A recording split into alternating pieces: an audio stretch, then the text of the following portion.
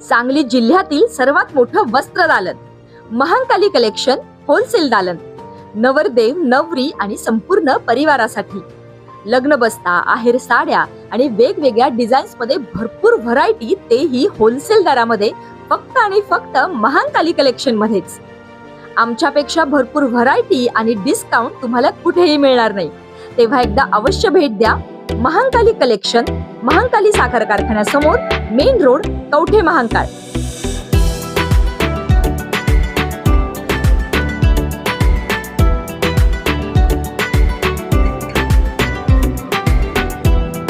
कवठे महांकाळ हॉटेलच्या कार्यक्रमात रंगला राजकीय जुगलबंदीचा कार्यक्रम. संजय काका पाटील व अजितराव घोरपडे यांच्या दिलखुलास भाषणाने सर्वांचाच हास्यकल्लोळ. कवठे महांकाळमध्ये प्राईम 9 एक्झिक्युटिव्ह फर्मचा उद्घाटन सोहळा संपन्न. कवठे महांकाळ शहरात काल रविवारी सायंकाळी राजकीय जुगलबंदी सर्वांनाच बघण्यास मिळाली. निमित्त होते प्राईम 9 एक्झिक्युटिव्ह या फर्मचा उद्घाटन सोहळा. स्वागतपर भाषणामध्ये सुरुवातीला विषय छेडला माजी सरपंच कुमार घाडगे आबा यांनी. राजकारणात आपल्या मुलाला यायचे नाही असे सांगितले आहे, तर राजकारण महागडे झाले आहे असे सांगून मिश्किलपणे टिप्पणी केली. व्यासपीठावर उपस्थित असलेले माजी खासदार संजय काका पाटील, माजी मंत्री अजितराव घोरपडे सरकार तसेच इतर मान्यवरांनी या विषयावर आपली दिलखुलास मते मांडली.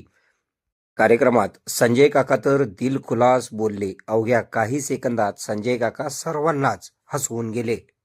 सरकारांचा देखील दिलखुलास स्वभाव प्रथमच सर्वांनी अनुभवला. दिलखुलास भाषण करणारे आमदार रोहितदादा पाटील या कार्यक्रमाला लेट आल्यामुळे थेट कार्यक्रमात भिडता आले नाही याची देखील चर्चा रंगली होती. मात्र काही कामानिमित्त वेळ झाल्यामुळे आमदार रोहितदादा कार्यक्रमाला आवर्जून उपस्थित राहिले. मात्र राजकीय जुगलबंदीमधून ते बाजूला राहिले. प्राईम 9 एक्झिक्युटिव्ह या फर्मचा उद्घाटन सोहळा सांगली जिल्ह्याचे माजी खासदार संजय काका पाटील, माजी राज्यमंत्री अजितराव घोरपडे सरकार, तासगाव कवठे महांकाळ विधानसभा मतदारसंघाचे आमदार रोहितदादा पाटील, महांकाली साखर कारखान्याच्या चेअरमन अनिताताई सगरे, सांगली जिल्हा मध्यवर्ती बँकेचे संचालक सुरेशभाऊ पाटील, माजी सरपंच कुमार घाडगे, जिल्हा परिषद सदस्य दादासाहेब उर्फ पिंटू कोळेकर, सभापती महेश पवार, प्राईम 9 एक्झिक्युटिव्ह फर्मचे प्रमुख निखिल नंदकुमार घाडगे, अजय पाटील, अभिनंदन पाटील, अनिल पवार यांच्यासह प्रमुख मान्यवरांच्या उपस्थितीत करण्यात आला. यावेळी या कार्यक्रमामध्ये जिल्हा परिषद व पंचायत समिती निवडणूकमध्ये निवडून आलेले जिल्हा परिषद सदस्य दादासाहेब कोळेकर, सुहास पाटील, पंचायत समिती सदस्य सिंधुताई पाटील, अर्जुन करपे, दिलीप जुरे यांच्यासह मान्यवरांचा सत्कार करण्यात आला. या कार्यक्रमामध्ये सर्व प्रमुख मान्यवरांनी केलेली भाषणे लक्षवेधी ठरली. या कार्यक्रमात माजी खासदार संजय काका पाटील, माजी मंत्री अजितराव घोरपडे सरकार, साखर कारखान्याचे चेअरमन अनिताताई सगरे यांची झालेली भन्नाट भाषणे पुढे पाहूया. आपल्या भागातील बातमी पाहण्यासाठी आमचे न्यूज चॅनल सबस्क्राईब करा व फॉलो करा. मुख्य संपादक कुणाल कोठावळे, के मराठी न्यूज नेटवर्क. जिल्हा परिषद आणि पंचायत समितीमध्ये निवडून आलेले सर्व उमेदवार, पत्रकार मित्र, तसं बघितलं तर हा मोठा धाडसानं उभा केलेला सगळा प्रकल्प आहे. कुमाराबांना आपल्या भावना व्यक्त करताना थोडस गहिवर होऊन आलं. 20-25 वर्षापूर्वी ज्यावेळी त्यांनी कामाला सुरुवात केली होती तो प्रसंग डोळ्यापुढे आला आणि त्यांच्या त्या भावना दाटून आल्या आणि त्यांनी आपल्या सगळ्यांच्या समोर ते ऋण व्यक्त केलं की मला त्या काळात त्यांनी हात दिला, सहकार्य केलं, माझ्यावर लक्ष ठेवलं, मदत केली. या सगळ्या भूमिका त्या ठिकाणी त्यांनी मांडल्या आणि बोलता बोलता त्यांनी भावना व्यक्त केल्या की मी मुलाला सांगितलं की पुन्हा राजकारण करायचं नाही. आबा तुम्ही निखिलची काळजी घेतली, बाकी तरुण पोरांची काळजी पण घेतली पाहिजे, कारण अलीकडच्या काळामध्ये राजकारण हे सगळं बदलत चाललेलं आहे. आपण सगळी मंडळी बघतो इलेक्शन खर्चिक होत चाललेले आहेत, स्पर्धा आघोरी झालेली आहे. निवडून येण्यासाठी बाय हुक और खूप माणूस सगळ्या गोष्टींचा वापर करू लागलाय. त्यामध्ये भावी पिढीला सुद्धा व्यसनं लागायला लागलेले आहेत. कुठंतरी याचं टोक गाठायला लागलोय आणि यामध्ये कुठंतरी सुधारणा व्हावी किंवा समाजानं याचा विचार केला पाहिजे की इलेक्शन्स करताना आपल्याला काय पथ्य पाळली पाहिजे.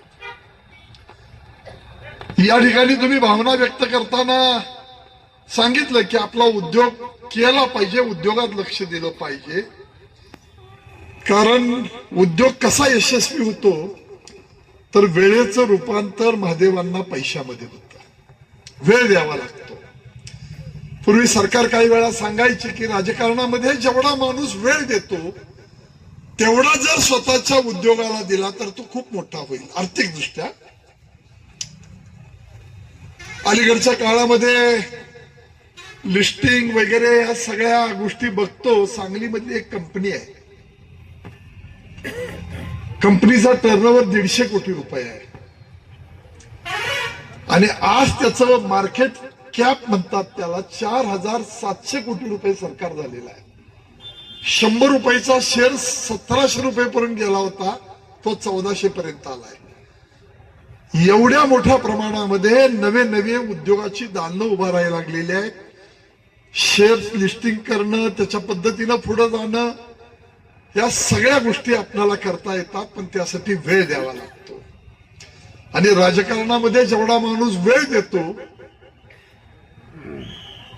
5 वर्ष आपण ठरवतो, पण शेवटच्या 2-3 दिवसांमध्ये पुन्हा सगळी बाळासाहेब समीकरणं बिघडतात. माणूस शॉर्ट टर्मचा विचार करतो, मला आज काय आलं, या सगळ्या गोष्टींचा सगळ्यांनी विचार करणं गरजेचं आहे. आम्ही तुम्हाला काहीतरी उपदेश करायला उभा राहिला असं नाही, पण कुठंतरी या सगळ्या गोष्टींचा विचार होणं गरजेचं आहे. आणि हे साधायचं असेल हारुणबाई, तर मग पिंटू कोळेकरची आपण सगळ्यांनी शिकवणी लावली पाहिजे. कसं प्लॅनिंग करायचं, काय करायचं, खाली बरोबर कोण घ्यायची, पंचायत समिती कशा ठेवायच्या, आपली बाजू कशी कधी ठेवायची, कुणावर कसं बर्डन ठेवायचं, ह्या सगळ्या गोष्टी राजकारणामध्ये अलीकडे सुरू झालेल्या आहेत. या ठिकाणी मोठ्या धाडसानं त्यांनी हे उभा केलंय. कवटेमंकाळ सारख्या ठिकाणी उभा करताना खरंच मोठं धाडस लागतं, कारण त्या ठिकाणी माणसाची क्रय शक्ती असावी लागते खर्च करायला. ती जिल्हा लेवलवर उद्योग असतील, नोकऱ्या असतील, सरकारी नोकऱ्या असतील, या ठिकाणी मोठ्या प्रमाणामध्ये आहे. तालुका लेवलवरती सीमित असते आणि या सगळ्या गोष्टीमुळं इथं करताना मोठं धाडस उभा केलेलं आहे. त्यांनी या सगळ्या गोष्टी निश्चितपणानं चांगला विचार करून केलेल्या आहेत. कवटेमंकाळ आणि आसपासच्या परिसरातील सगळ्या लोकांना एक चांगलं या ठिकाणी दालन उभा केलेलं आहे. मी त्यांना मनापासून शुभेच्छा देतो. आणि जाता जाता कुमाराबा, सगळ्यांचा जन्म पैसे मिळवण्यासाठी नसतो. आपलं चांगलं झालं तर थोडा समाजाचा आपल्यावर ऋण आहे, या भावनेनं समाजसेवेचं व्रत निश्चितपणानं सगळ्यांनी घेतलं पाहिजे. राजकारण उद्याच्या काळामध्ये तुम्ही सांगताय खर्चिक झालं तरी समाजकारण करताना लोकांना निश्चितपणानं त्याचा फायदा होतो. मी मनापासून शुभेच्छा देतो. महाशिवरात्रीच्या आपणालाही सगळ्यांना शुभेच्छा देतो आणि या ठिकाणी थांबतो. जय. एक नवीन स्वरूप व्यवसायाचं आपल्याला दिसायला लागले. मगाशी बऱ्याच लोकांनी उल्लेख केला, खरं आहे, हा व्यवसाय कवटेमंकाळमध्ये उभं करताना निश्चित थोडस कुमाराबाने धाडस केलंय. आणि एक मात्र नक्की आहे की यात ते यशस्वी होतील असं मला वाटतंय. कवटेमंकाळचं सुद्धा जीवनमान हळूहळू बदलायला लागले. मग बाहेरून येणारे काही पाहुणे, काही व्यापारी हे तर नवीन विचार घेऊन येतच असतात. त्यामुळे व्यवसायात यशस्वी नक्की व्हाल. राजकारणात किती झालं मला माहित नाही, पण व्यवसायात नक्की यशस्वी होणार, त्यात काही शंका नाही. आता मगाशी सगळेच म्हणले, आपण सुरुवात केली, राजकारण विरहित कार्यक्रम, सगळेच बोलले राजकारणावर, कोणी सोडलं नाही. राजकारण आपल्याला सोडत नाही का आपण राजकारणाला सोडत नाही, हा वादाचा मुद्दा आहे. असो, माणसाचा स्वभाव आहे, त्यामुळं मान सन्मानाच्या कल्पना जोपर्यंत जगात आहे तोपर्यंत राजकारण हे राहणारच. ही मात्र आबांनी जे काही व्यवसाय सुरू केला, हे नाविन्यपूर्ण हा व्यवसाय, हा कवटेमंकाळच्या दृष्टीने नवीन आहे, परंतु एक चांगलं पाऊल उचललंय. या निमित्ताने एक नवीन वर्ग या ठिकाणी तयार होईल, व्यवसायाला सहकार्य देणारा, आणि जीवनमान नक्की बदलेल यात कुठं शंका वाटत नाही. हळूहळू कवठेमंकाळमध्ये सुद्धा निरनिराळे व्यवसाय यायला लागले, जीवनमान बदलायला लागले, पैशाची देवाणघेवाण वाढायला लागली आहे आणि त्याचा परिणाम हा व्यवसायावर होत असतो. आज हा नवीन व्यवसाय सुरू झाला. या आजच्या महात्म्याच्या निमित्ताने मी या व्यवसायाला शुभेच्छा देतो आणि आबांनी दुसऱ्या पिढीकडे या व्यवसायाची सूत्र सोपवली, ही पण एक चांगलीच गोष्ट झाली. आणखीन एक नवीन व्यावसायिक कवठेमंकाळला बघायला मिळाला आणि निखिलच्या विचाराने काम करण्याची पद्धत पाहिली तर मला वाटतं की तो या व्यवसायात यशस्वी नक्की होईल. या पुढच्या काळात व्यवसाय सुद्धा हुडकून सापडेनात अशी परिस्थिती आज मोठ्या मोठ्या शहरांची झाली आहे. जागा महाग झाल्यात आणि लवकर व्यवसाय उभं करण्याची संधी तरुणांना मिळत नाही. त्या मानाने या व्यवसायातनं नक्कीच एक मोठं काहीतरी उभं राहील. कुमारआबांनी सांगितलं ते खरं आहे. त्यांनी स्वतः सुद्धा अतिशय लहान प्रमाणात व्यवसायात लक्ष घालून आजपर्यंतची सगळी प्रगती केली आणि त्या प्रगतीबद्दल त्यांना शुभेच्छा देणं नक्कीच क्रमप्राप्त आहे. पुढील काळात राजकारण नका करू, पण राजकारणाकडे लांबणं पाहत राहावं असं आम्हाला वाटतंय. पूर्ण सोडून चालणार नाही. संजय काकांनी सांगितलं की जर चांगली माणसं सुद्धा बाहेर गेली तर राजकारणाचं काय होईल. राजकारणाचं काय व्हायचं ते होऊ द्या, फार काय वाईट होत नाही. पण नवीन मुलांनी मात्र सावध राहावं. हात लावल्यावर पोळते बरं का, चटका बसतोय जोरात. त्यामुळं हात लावताना सुद्धा जपून लावा, हे माझं अगदी विनंतीपूर्वक सांगणं आहे तुम्हाला. राजकारण हे राहिलेलं नाही. संजय काकांनी सुद्धा मगाशी अपेक्षा केली जनतेने विचार करावा. जनता विचार करण्याचा मुहूर्त तुम्ही काढला असेल तर मला तारीख सांगा, मी सुद्धा पुढाकार घेतो. पण ते होणार आहे का? नाही होणार. उलट तुमच्या प्राप्त परिस्थितीचा फायदा जास्तीत जास्त कसा घेता येईल हे जनता पाहायला लागली. दोन भावांच्यात सुद्धा भांडणं लागलं पाहिजे, दोघं एकमेकांच्या विरोधात निवडणुकीत उभे राहिले पाहिजेत. आणि त्यातल्या त्यात ह्या तालुक्यातल्या जवळच्या काही कार्यकर्त्यांनी मला नेहमीच सांगितलंय की अर्ज भरेपर्यंत तरी तुमचं नाव असू द्या. म्हणलं काय फायदा? नाही, दर वाढतोय. म्हणलं दर वाढून कोणाला तरी नुकसानच होणार, दुसरं काय होणार नाही. पण ते लोकांच्या अपेक्षा आहे तोपर्यंत राहू दे की नाव पेपरमध्ये येते येऊ दे. अशी परिस्थिती झालेली आहे. यामुळे आता इथनं पुढं कुणाच्या फायद्याचं राजकारण हे हुडकावं लागेल आणि शक्यतो जपून राहिलेलं बरं, हेच खरं आहे. बाकी व्यवसायातलं मार्गदर्शन कुमारबा हे एक काम झालं. आता ट्रक सोडून हे दुसरं काम. आणखीन काहीतरी हुडका, धाडस करा.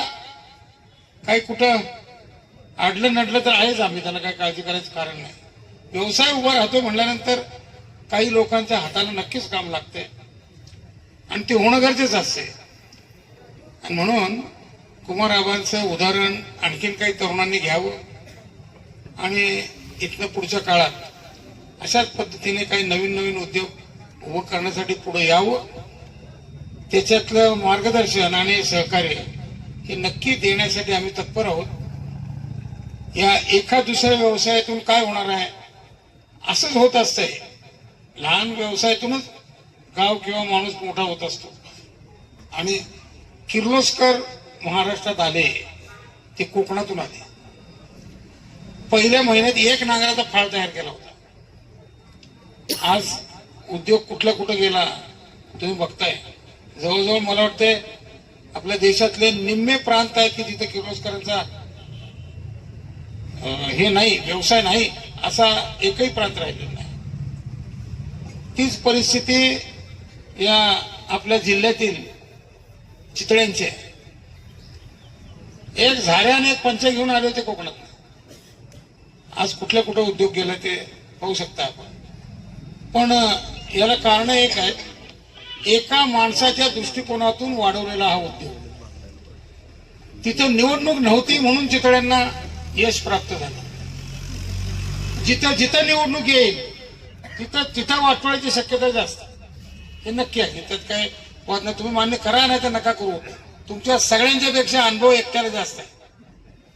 त्यामुळे मी त्या अधिकाराने बोलू शकतो की यातनं काय होणार आहे हे निश्चित ठरलेलं आहे. आणि म्हणून तरुणांनी शक्यतो राजकारणाकडे न बघता व्यवसाय वाढवण्याकडे बघा. संधी आता भरपूर मिळायला लागल्या. तुमच्या सुदैवाने जर दुसरं कोणाचं राजकारण आमच्या सकट चालू राहिलं त्याचाही तुम्हाला लाभ होईल. काही काळजी करायचं कारण नाही. असो, आजच्या या उद्योग निर्मितीच्या निमित्ताने कुमारआबांना मी मनपूर्वक धन्यवाद देतो. त्यांच्यासाठी शुभेच्छा चिंतितो आणि असेच उद्योग त्यांच्या हातनं वाढत राहून त्यांच्या कष्टाचं जे काही प्रमाण असतंय ते बहुमोल आहे. त्यामुळे त्यांच्या हातनं हे उद्योग उभा राहतील अशी इच्छा व्यक्त करतो आणि या ठिकाणी थांबतो. आजच्या प्राईम 9च्या उद्घाटन प्रसंगी उपस्थित असलेले आपले सर्वांचे लोकप्रिय माजी खासदार संजय काका, माजी राज्यमंत्री अजितराव घोरपडे सरकार, उपस्थित सर्व स्टेजवर बंधू आणि उपस्थित सर्व बंधू आणि भगिनींनो, आज खरोखरच कवठेमहांकाळ सारखा एक तालुक्या लेवलला एक चांगलं एक दालन ह्या लोकांनी सुरू केलंय. मगाशी बाळासाहेब पाटील म्हटले, हे तालुका लेवलला एवढा छान उद्योग उभा करणे एक धाडसच लागतोय. खरं म्हणजे इथं सुविधा मिळणार आहे, मनोरंजन मिळणार आहे, विश्रांती मिळणार आहे. हे सगळं एका छताखाली आपल्याला उपलब्ध करून द्यायचं धाडस ह्याने केलंय. खरोखरच आता मी फिरत असताना बघितलं, मला वाटायला हे कवठेमहांकाळमध्ये मी नाहीच. म्हणजे जे मी डायनिंग हॉल बघितला, प्ले झोन बघितलं, थिएटर बघितलं, मला वाटायला तर मी पुण्यात वगैरे असं आहे का काय, असं ह्या ह्याच्यात वावराला असं वाटायला. खरोखरच आतलं सगळं बघितलं तर जे इंजिनियर ज्यांचं योगदान असेल, आर्किटेक्टांचं योगदान असेल, यांनी जे हे आहेत त्यांचं योगदान असेल, खरोखरच उत्तम प्रकार झालेला आहे. तर येणाऱ्या काळात हा उद्योग चांगल्या पद्धतीने चालवावा म्हणून शुभेच्छा देतो आणि मला इथं बोलवल्याबद्दल धन्यवाद व्यक्त करतो. थांबतो. खुश खबर, मूळ व्याधीचे आधुनिक उपचार आता आपल्या कवठेमहांकाळ शहरामध्ये उपलब्ध. सुविधा, आधुनिक लेझर मशीन, दुर्बिणीतून तपासणी, ऍडमिटची गरज नाही. पोट विकार, बुद्ध विकार यावर आयुर्वेदिक उपचार व सल्ला. मूळ व्याधी, शर, भगंदर, पायलोनायडल, सायनस यावर लेसर व आयुर्वेदिक खात्रीशीर उपचार. हर्निया, अपेंडिक्स, कान, नाक, घसा व स्त्रीरोग चिकित्सा, गर्भाशय काढणे इत्यादी सुविधा आता आपल्या कवठेमहांकाळ शहरामध्ये डॉक्टर आलमगीर मुजावर यांच्या आशीर्वाद हॉस्पिटलमध्ये उपलब्ध. आमचा पत्ता दत्त मंदिर, जुना Agalgaon road, Kolekar petrol pump शेजारी, कवठेमहांकाळ.